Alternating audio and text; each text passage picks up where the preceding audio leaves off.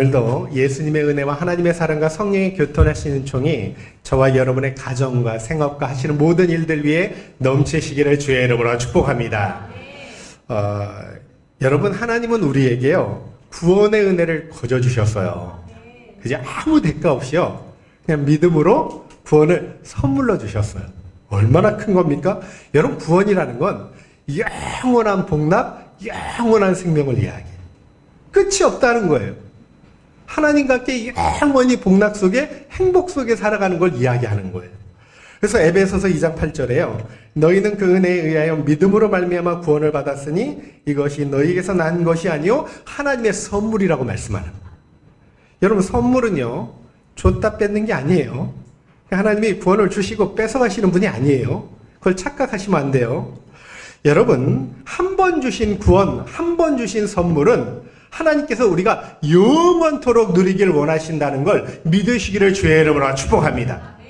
하나님 편에선 영원히 안겨주시는 거예요. 다만 여러분, 우리 편에서 좀 문제가 있는 거예요. 여러분, 우리는요 세상 사람에 비해서 분명한 하늘의 장자들이에요. 왜 장자냐면 장자가 천국 기업을 물려받거든요. 그러니까 세상에 비해서 저와 여러분은 하나님의 장자로 부르심을 받은 사람들이에요. 그런데 여러분, 우리 인간이요 그런 놀라운 장자권을 잘 간직하고 천국 그날까지 가는 그날까지 여러분 우리가 보존하면서 지켜내야 되는데 우리가 그 구원의 은혜를 경홀히 여길 수 있다는 거죠. 성경에 많이 나타납니다. 예를 들어 이런 거예요. 야곱의 12아들이 있습니다. 그런데 장자가 누구죠? 루벤이에요. 여러분, 그 특별한 은혜로 태어난 거예요. 자기가 장자로 태어나고 싶어서 태어난 게 아니라 하나님의 은총을 주신 거예요. 근데 그 장자권을 소중히 여기지 못하고 자기 아버지 첫 비라와 통간해서 그 죄악으로 장자권을 잃어버리게 됩니다.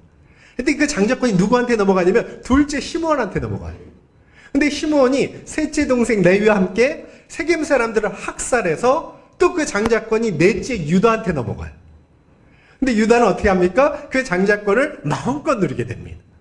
여러분, 유다 지파의 후손으로 다윗이 왕으로 오고요. 또 뿐만 아니라 그 유다 지파를 통해서 메시아가 와서 영원한 왕권을 누리게 되는 은혜를 입게 된다는 말이죠. 여러분, 에서도 이삭의 장자였어요. 그런데 그 장자권을 경홀히 여기고 그 야곱에게 팥죽 한 그릇에 팔아버리죠. 그때 동생에게 장자권이 넘어간 거예요. 그래서 히브리서 12장 16절 17절에 이런 말씀을 해요. 음행하는 자와 혹 한 그릇 음식을 위하여 장자의 명분을 판 에서와 같이 망년된 자가 없도록 살피라. 너희가 아는 바와 같이 그가 후에 축복을 이어받으려고 눈물을 흘리며 구하되 버림바가 되어 회개할 기회를 얻지 못하였느니라. 이렇게 말씀하는 거예요. 여러분, 이스라엘 백성은요 하나님의 장자로 선택을 받았어요. 분명히 이방인에 비해서 장자고요. 그래서 율법을 수여받은 사람들이에요. 그런데 그리스도를 배반하고 대적하고 그래서 그 장자권이 누구한테 넘어갑니까? 이방인한테 넘어가는 거예요. 갈라디아에서 그 바울이요 성도들에게 권면하는 거예요. 영으로 시작했다가 성령으로 시작했다가 육으로 마치지 말라. 영으로 시작해서 영으로 맞춰야 된다고 권면하는 거예요. 여러분, 저와 여러분은요 부디 주신 구원의 은혜와 하나님의 놀라운 사랑을 세상과 바꾸지 않고요 정말 잘 간직하셔서 영원한 생명과 복락의 주인공이 다 되실 수 있기를 주의 이름으로 축복합니다. 정말 그런 은혜가 있었으면 좋겠어요. 여러분, 영으로 시작해서 영으로 마칠 수 있는 참소망 교회가 되시기를 주의 이름으로 축복합니다. 그러니까 뺏어가는 게 아니라요 내가 잘 지켜내야 된다면. 그래서 제가 바울은요 믿음을 끝까지 잘 지켜서 의의 면류관을 기다린다고 표현을 해요. 저는 그 말씀을 굉장히 좋아하거든요. 여러분, 오늘 내용도 그런 내용이에요. 예수님께서 세리마테, 레위마테를 제자로 부르시는 내용인데요. 당시 유대 사회에서는 세리하면 죄인의 대명사예요. 그러니까 공인된 죄인이었어요. 로마인들은요 세금을 중수하는 그 권리를 입찰에 붙였대요. 그러니까 여러 세리들 중에서 세금 징수권을 따내려고 많이 적어낸다는, 내 이만큼 세금을 거두겠습니다. 제일 많이 적어낸 사람한테 그 징수권을 줬다는 거죠. 그러니까 할 수 없이 그 세리가 어떻게 합니까? 계속해서 사람들로부터 더 많이 뜯어내야 되지 않습니까? 그러니까 세간에 앉아서 지나가는 사람들의 물품을 면밀히 조사하고 돌 될 만한 거는 다 그냥 세금을 붙이는 거예요. 그리고 제때 세금을 내지 못하면 비싼 이자를 물게 하고요. 고리대금도 행하고요. 뿐만 아니라 폭력배를 써서 돈을 뜯어냈다는 거예요. 여러분, 그들이 세리예요. 돈밖에 모르는 냉혈한이었고요. 로마에 빌붙어서 유대인의 등에 빨대를 꽂고 혈세를 빨아먹는 그런 매국노 같은 사람이었다는 거예요. 그러니 당시 유대인들이 얼마나 미웠겠어. 한번 생각해 보세요. 그래서 죄인의 대명사로 취급한 거예요. 여러분, 세리들은요, 부정한 자로 취급이 되어서 예루살렘 성전에 들어가지도 못하고 각 지역에 있는 회당에서 예배를 드리지 못했어요. 누가복음 18장에 보면 세리의 기도가 나옵니다. 세리가요, 하나님을 우러러 향해서 고개도 들지 못하고 멀리서 가슴을 치면서 회개했던 이유가 바로 거기에 있는 거예요. 근데 주님께서 오늘 말씀을 보니까 세리, 마태를 제자로 부르시는 내용이에요. 여러분, 당시 사회적 분위기상 절대 있을 수 없는 일입니다. 세리 집에 들어가서 함께 잡수시고 교제했다는 건 세리와 함께 같은 부류 사람으로 취급될 수 있다는 말씀이거든요. 여러분, 그랬더니 바리새인과 서기관들이 지탄을 하면서 제자들한테 너희 선생은 어떻게 세리와 죄인들과 함께 식사를 하느냐 이렇게 맹비난을 하죠. 거기에 대해서 예수님이 나는 의인을 구원하러 온 게 아니라 죄인을 구원하러 왔다. 그게 이제 오늘 내용이에요. 여러분, 그래서 이제 구체적으로 살펴보면서 말씀의 은혜를 좀 나누려고 합니다. 우리 13절과 14절 한번 크게 읽어보겠습니다. 같이 한번 봉독할게요. 자, 시작. 예수께서 다시 바닷가에 나가심에 큰 무리가 나왔거늘 예수께서 그들을 가르치시니라. 또 지나가시다가 알페오의 아들 레위가 세강에 앉아있는 것을 보시고 그에게 이르시되 나를 따르라 하시니 일어나 따르니라. 예수님께서 가버나움의 세관 앞을 지나가시다가 업무 보는 마태를 발견했다는 거예요. 근데 이건 찾아가신 거죠. 아주 파격적인 일입니다. 제자를 세우려고. 근데 여러분, 영적으로 보면요, 오늘날 우리와 마찬가지예요. 우리는 사실 마태, 세리 같은 사람들이에요. 다 죄인들입니다. 죄인은 우리가 주님의 제자가 되고 거룩한 일꾼이 된 건 전적인 하나님의 은혜예요.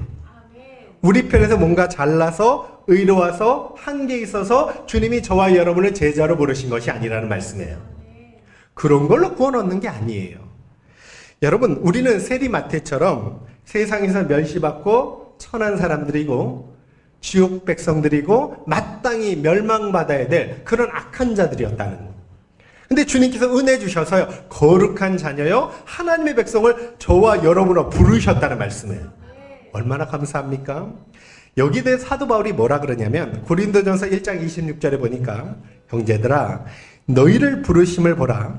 육체를 따라 지혜 있는 자가 많지 아니하며 능한 자가 많지 아니하며 문벌 좋은 자가 많지 아니하도다. 문벌이 뭐냐면 가문을 이야기해요. 많지 않다는 건 거의 없다는 뜻이에요. 특별히 주님께서 부르신 12 사도들을 보세요. 여러분, 초대교회 지도자적인 인물들 한번 보십시오. 그 위대한 그 발자취를 남겼던 믿음의 사람들을 보십시오. 여러분, 누구 하나 세상적으로 자랑할 만한 사람이 있었나요? 여러분, 그들 가운데 가문이 뛰어난 사람이 있습니까? 거의 없다는 말씀이에요. 여러분, 성도들도 육체적으로 자랑할 만한 사람은 거의 없어요. 야고보서 2장 5절에 이렇게 말씀합니다. 한번 읽어보세요. 자, 시작. 내 사랑하는 형제들아 들을지어다. 하나님이 세상에서 가난한 자를 택하사 믿음에 부여하게 하시고 또 자기를 사랑하는 자들에게 약속하신 나라를 상속으로 받게 하지 아니하셨느냐. 자, 이건 분명히 진리예요. 여기 보니까 세상에서 가난한 자들을 택해서 믿음에 부여하게 하시고 자기를 사랑하는 자들에게 약속된 나라를 상속받게 하셨다는 거죠. 그러면 왜 수많은 사람 가운데 지혜 있는 사람 많고 문벌 좋은 사람 많고 능력 있는 사람 많은데 저와 여러분처럼 연약하고 약하고 부족하고 가난하고 어렵고 문벌 없는 사람들을 선택하셔서 제자 삼아 주셨을까? 그 이유예요. 여러분, 왜 그랬을까? 그게요, 이유가 고린도전서 1장 27절 29절에 잘 나타났어요. 한번 읽어보십시오. 자, 시작. 그러나 하나님께서 세상에 미련한 것들을 택하사 지혜 있는 자들을 부끄럽게 하려 하시고 세상의 약한 것들을 택하사 강한 것들을 부끄럽게 하려 하시며 하나님께서 세상의 천한 것들과 멸시받는 것들과 없는 것들을 택하사 있는 것들을 패하려 하시나니 이는 아무 육체도 하나님 앞에서 자랑하지 못하게 하려 하심이라. 여러분 왜라고요? 왜 약하고 부족하고 없는 사람을 택하셨습니까? 여러분 그들을 통해서 강한 자를 부끄럽게 만드시고 뿐만 아니라 자기의 육체를 자랑하지 못하게 하기 위해서. 믿으시면 아멘. 여러분 우리 자신을 자랑하지 못하고 하나님께 영광 돌리기 위해서 저와 여러분을 선택하신 줄을 믿으시기를 주의 이름으로 축복합니다.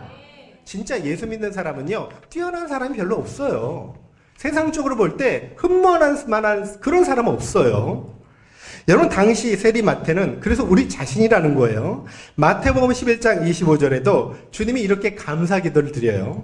천지의 주제이신 아버지여, 이걸 지혜롭고 슬기 있는 자들에게는 숨기시고 어린 아이들에게는 나타내심을 감사하나이다. 무슨 말씀이냐면 진리를 스스로 지혜롭다고 여기는 사람한테 숨기시고 또 스스로 어리석다고 어린 아이 같은 사람들한테 드러내시고 나타내는 걸 감사합니다라는 고백이에요. 여러분 그래서 저와 여러분은 언제든지 하나님께서 나 같은 죄인을 사랑하셔서 선택하시고 제자로 부르시고 하나님 백성 삼으심에 항상 감사하시고요. 절대 우리의 육체를 자랑하지 않고 하나님께만 영광 돌릴 수 있는 은혜가 있기를 주의 이름으로 축복합니다. 그게 성도의 삶이에요. 여러분 신약시대에 바울보다 더 큰 업적을 세운 사람이 있습니까? 거의 없어요. 그죠? 독보적인 존재예요. 전 세계를 다니며 복음을 전하고 또 순교도 하고요. 교회를 세우고요. 수많은 사람을 옳은 길로 인도했죠. 그런데 고린도전서 15장 10절에 바울이 뭐라고 고백하냐면 나의 나 된 것은 하나님의 은혜로 된 것이라고 그래요. 오직 하나님께만 영광 돌려요. 내가 그 많은 일을 이뤄도 이건 다 하나님의 은혜라고 고백하는 거예요. 여러분 우리는요 조금만 업적을 세우면 조금만 주의를 하면 내가가 나타나고 나의 공로를 자랑하려고 합니다. 그런데 바울은 그렇게 하지 않았다는 거죠. 여러분 심지어 무익한 종이 마땅히 해야 할 일을 한 것뿐이라고 그렇게 하나님 앞에 고백을 해요. 디모데전서 1장 15절에도 이런 말씀이 있어요. mit보다 모든 사람이 받을 만한 이 말이요 그리스도 예수께서 죄인을 구원하시려고 세상에 임하셨다 하였도다. 죄인 중에 내가 괴순이라. 제가 이걸 공동 번역으로 한번 읽어드릴게요. 그리스도 예수께서 죄인들을 구원하시려고 이 세상에 오셨다는 말은 틀림없는 것이고 누구나 받아들일 만한 사실입니다. 나는 죄인들 중에 가장 큰 죄인입니다. 이런 뜻이에요. 세번역 보니까요. 나는 죄인의 우두머리입니다. 이렇게 표현했어요. 여러분 의롭게 산 바울이요. 뭘 그렇게 큰 죄인이겠어요. 물론 예수 알기 전에는요. 교회를 핍박하고 그리스도를 대적했죠. 근데 주님을 만나고 난 다음부터는 생명 걸고 말씀대로 살려고 노력했고요. 정말 의롭게 살려고 노력한 사람이 바울이라는 거예요. 근데 디모데전서가 언제 기록한 서신이냐면 바울이 세상 떠나기 얼마 전에 생애 마지막에 자기를 향해서 괴수래요. 그죠? 또 죄인의 우두머리래요. 이건 자기 실체를 정확히 파악하고 있었단 말이에요. 여러분 저와 여러분도요. 그리스도의 은혜가 아니면 다 멸망받을 수밖에 없는 그런 사람들 아닙니까? 그래서 우리의 본 모습을 항상 생각하시고요. 바울처럼 언제나 나처럼 부족한 사람을 선택하시고 귀한 은혜 주신 하나님 앞에 여러분 충성을 다하되 영광은 하나님께로 돌릴 수 있는 은혜가 우리 교회에 있기를 주의 이름으로 축복합니다. 15절 한번 읽어볼게요. 한번 보세요. 자 시작. 그의 집에 앉아 잡수실 때 많은 세리와 죄인들이 예수와 그의 제자들과 함께 앉았으니 이는 그러한 사람들이 많이 있어서 예수를 따르니라. 자, 유대인들이 증오했던 두 계층 사람들입니다. 세리와 죄인들. 근데 여기서 오해하지 마세요. 여기 죄인들은요. 특별한 사람들이 아니에요. 오늘날처럼 형사적 범죄를 일으킨 사람들이 아니에요. 이거는 유대인들이 볼 때 자기 전통, 관습이 있거든요. 그걸 잘 지키지 않는 사람을 말하는 거예요. 이들과는 상종도 하지 않았고요. 이들과 식사하면 이건 하나님 앞에 범죄행위라고 생각했어요. 그러니까 예를 들어 이런 거예요. 자기들이 만들어 놓은 안식일 규례가 있어요. 그러니까 안식일의 규례를 범한다든지 식사하기 전에 손을 씻지 않는다든지 뭐 이런 거 어기면요, 그건 큰 죄인이에요. 그래서 예수님마저 안식일에 병자를 고쳐줬더니 예수님도 정죄하고요. 제자들이 배고파서 안식일에 미스리삭을 베어 먹었더니 제자들도 정죄하고요. 여러분, 요즘 유대인들도요, 안식일에는 전기 콘센트도 꼽거나 뺄 수가 없어요. 자기들이 정한 규례예요. 그거 꼽거나 빼면요, 이건 안식일을 범하는 거예요. 그래서 그 전날 이렇게 다 꼽아놔요. 참 안타까운 일 아닙니까? 근데 주님께서 지금 세리와 죄인들과 식사를 하고 있는 거예요. 있을 수 없는 일이에요, 자기들이 볼 때는. 여러분, 이건 뭘 이야기하냐면 우리 예수님이 하나님이죠. 제2의 성자 하나님이죠. 하나님은 사람을 차별하지 않는다는 말씀을 보여주는 거예요. 여러분, 구원에는 유대인, 헬라인, 죄인 이런 거 없는 것을 믿으시기를 주의 이름으로 축복합니다. 하나님 앞에는요, 귀한 자, 덜 귀한 자 이런 구분 없어요. 하나님은 모든 사람을 사랑하시고요. 빈부, 기천, 남녀노소 할 것 없이 하나님 앞에는 똑같이 사랑받는 인간에 불과하다는 거예요. 여러분, 차별이라는 게 사람이 임의적으로 만든 거지 하나님이 만드신 건 아니에요. 하나님은 모든 사람들을 그리스도의 은혜가 필요한 긍휼의 대상으로 보신다는 말씀이에요. 우리 로마서 3장 10절에 보니까요, 의인은 없나니 하나도 없대요. 세상에 하나님이 인정할 만한 의인은 없는 거예요. 단 한 사람도 없어요. 또 로마서 3장 23절에도 이런 말씀이 있습니다. 모든 사람이 죄를 범하였음에 하나님의 영광에 이르지 못하더니. 여러분, 이 세상에 자기 행위로 구원받을 수 있는 사람 없고요, 율법을 지켜서 구원에 이를 수 있는 사람은 단 한 명도 없어요. 하나님 앞에 선한 사람 없다는 말씀이에요. 그래서 우리가 어떤 행위를 가지고 구원을 이루려고 하는 건 착각이에요. 이런 이유로요, 하나님께서 저와 여러분을 구원하시려고 예수 그리스도를 보내주시고요, 예수님이 우리가 지어야 될 십자가 지시고 대신 죄의 값으로 대속의 은혜를 주셨다는 거죠. 누구든지 그 십자가의 사랑과 은혜를, 대속의 은혜를 믿음으로 받아들이며 구원을 얻게 해주신다고 하나님이 약속을 주셨어요. 이 외에는 다른 방법이 없어요. 여러분, 주님을 믿는 자마다 반드시 그와 그 집이 구원을 얻게 될 줄로 믿습니다. 간혹 의인을 위해서 죽는 사람은 있더라고요. 근데 흉악한 죄인을 위해서 대신 죽는 사람은 없어요. 그런데 하나님이요, 저와 여러분 같은 흉악한 죄인을 대신해서 아들을 내어주시고 대신 십자가에 죽기까지 우리를 사랑하셨다고 말씀합니다. 여러분, 세상에 이런 사랑이 어디 있어요? 우리가 복음서를 보면요, 예수님께서 회개한 세리, 회개한 죄인, 회개한 또 창기 이런 사람들을 여러분 정죄하신 적 있나요? 한 번도 없어요. 회개하고 주님 앞에 온 사람들을 박대하거나 외면하신 적도 없어요. 여러분, 오히려 불쌍히 여기시고 사랑하시고 교제하시고 그들을 위해 축복해 주시고 기도해 주셨어요. 그런데 바리새인, 서기관, 제사장, 종교 지도자들에게는 굉장히 공격적으로 말씀해요. 이 독사의 새끼들아, 하나님 나라에 이르지 못할, 뭐 이런 말씀하고요. 뿐만 아니라 큰 은혜를 베풀어도 믿지 않는 갈릴리 사람들을 향해서 화가 있을지어다 저주하시고 책망도 하셔요. 여러분, 이유가 뭐냐면 그들은 자칭 의인들이에요. 그러니까 스스로 이롭게 생각하는 사람들이에요. 내가 의로우니까 다른 사람을 정죄하고 판단하고 비판하는 거예요. 예수님은 그렇게 스스로 의롭게 된 자들에게 회칠한 무덤 같다 그랬어요.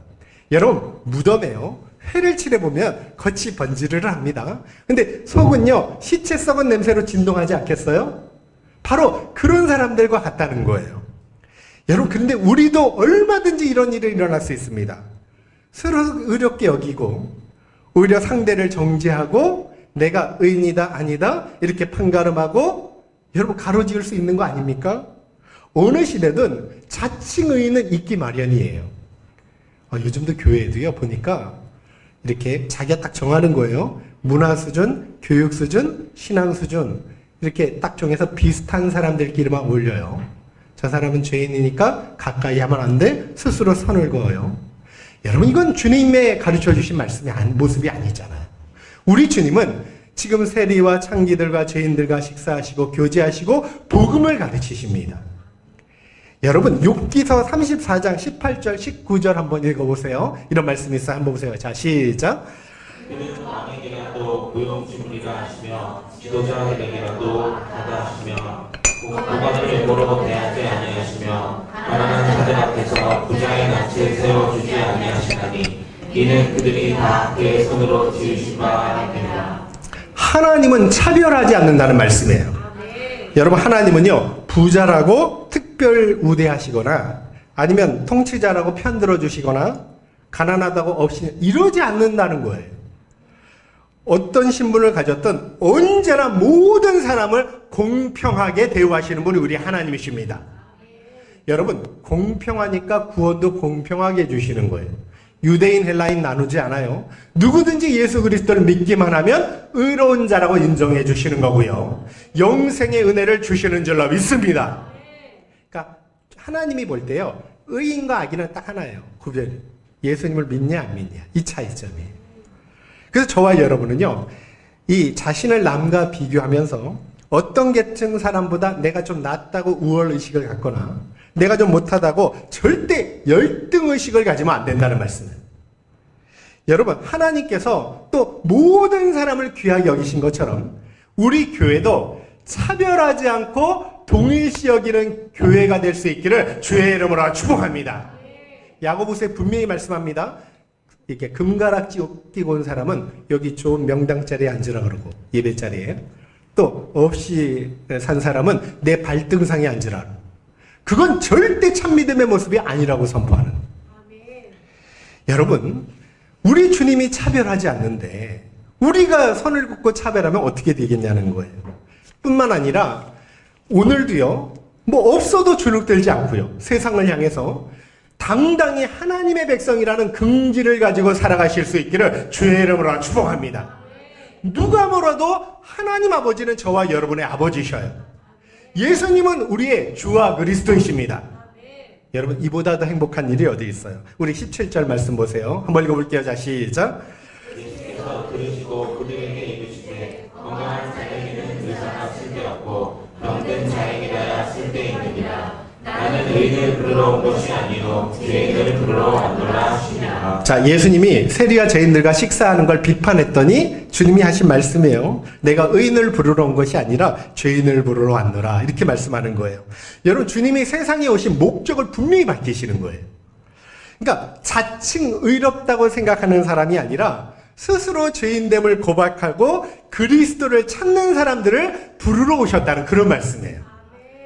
여러분 그런데 죄인을 부르러 왔다는 건 특별한 자리로 초청한다는 뜻이거든요. 주님이 지켜만 보는 게 아니에요. 그들을 적극적으로 초청하시는 거예요.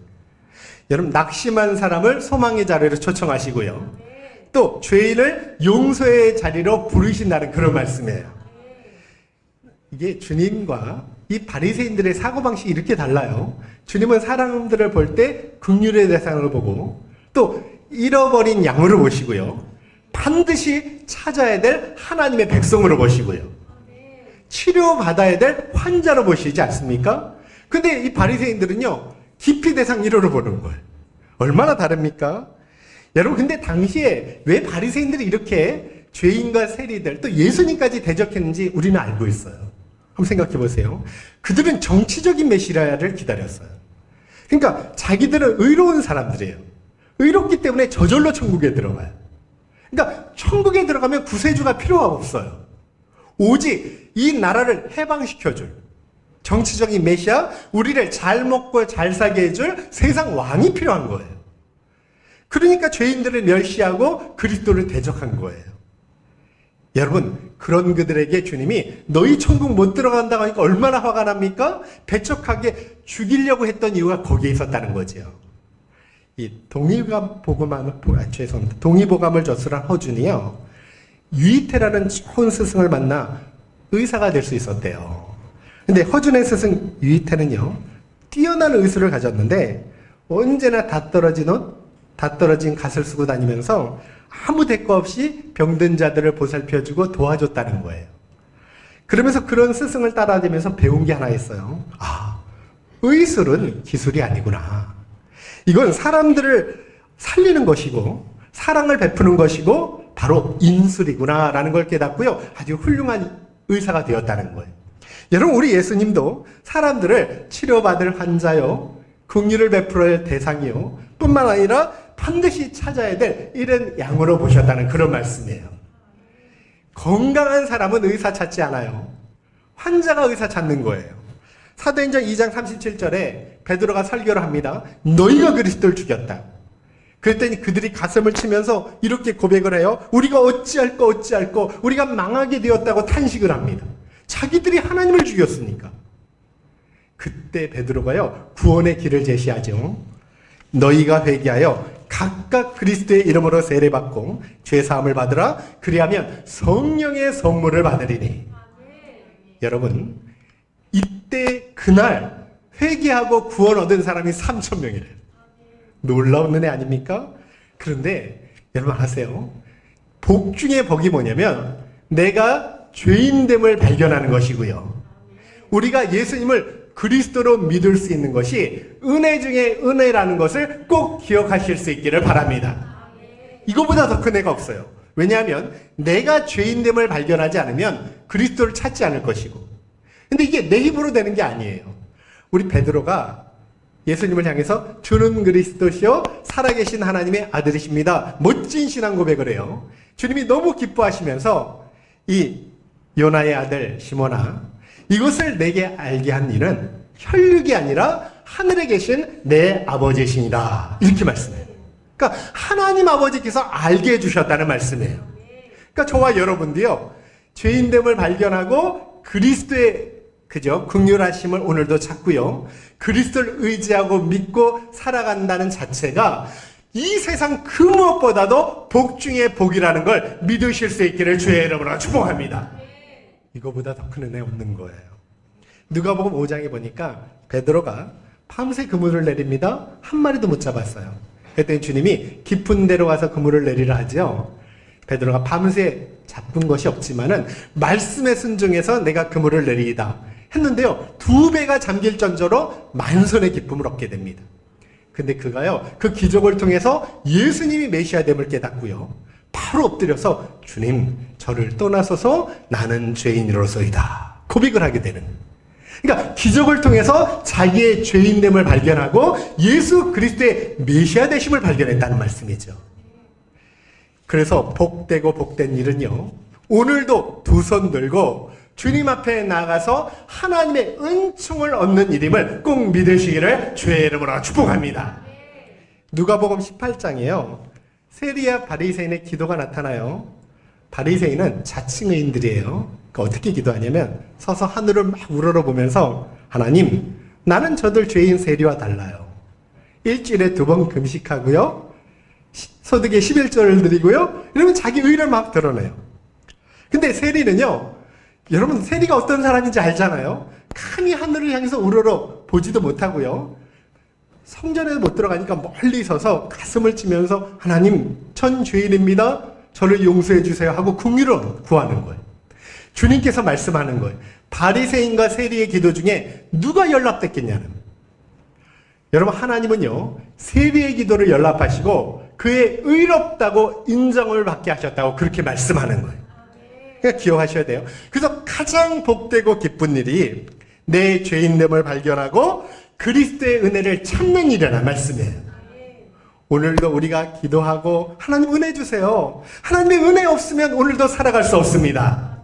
이게 세상에서 가장 귀한 일이라는 거 꼭 믿으시기를 주의 이름으로 축복합니다. 그리고 우리가 은혜 받았죠. 이제 그걸 끝나는 게 아니에요. 항상 은혜를 기억하면서요, 우리에게 맡겨주신 직분과 사명을 잘 감당하고요, 뿐만 아니라 언제나 하나님의 자녀된 긍지로 세상에서 당당히 살아가고요, 그리고 주님이 하셨던 것처럼 교회가 차별하지 않고요, 모든 사람을 귀히 여기는 그런 복된 교회가 우리 교회 될 수 있기를 주의 이름으로 축복합니다. 그런 은혜의 삶이 되어서 하나님께 영광 돌렸으면 좋겠고요, 절대로 우리의 육신을 자랑하지 않고 하나님의 은혜만을 자랑할 수 있는 저와 여러분 되어서 더 큰 복과 은혜를 누리실 수 있기를 주의 이름으로 축복합니다. 그런 복의 대상자들이 저와 여러분이 꼭 되었으면 좋겠습니다. 오늘도 이 말씀 잊지 마시고 나 같은 사람 없다. 이렇게 복 받은 사람 없다. 그 복을 주님 오시는 그날까지 잘 간직하셔서 영생복락 누리시고 하늘의 존귀와 영광을 마음껏 누리실 수 있기를 주의 이름으로 축복합니다. 그래서 그런 마음으로 찬양하고 기도했으면 좋겠어요. 우리 다 같이 일어나셔서 이 시간 찬양 기도하기를 원합니다.